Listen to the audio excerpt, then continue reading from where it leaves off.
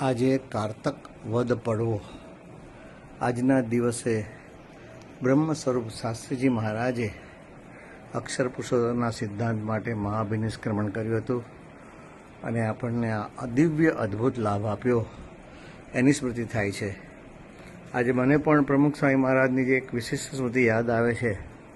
6 November 1973 પ્રમુખ સ્વામી મહારાજની 53મી જન્મજયંતિ ઉજવાતી હતી.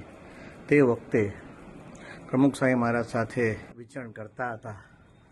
પૂજ્ય આનંદ સ્વરૂપ સ્વામી, પૂજ્ય આચાર્ય સ્વામી, પૂજ્ય જ્ઞાનેશ્વર સ્વામી, પૂજ્ય નારાયણ. અમે યુવકમાં હતા અને તે વખતે આચાર્ય સ્વામી બાપા સાથે વિચરણમાં હતા.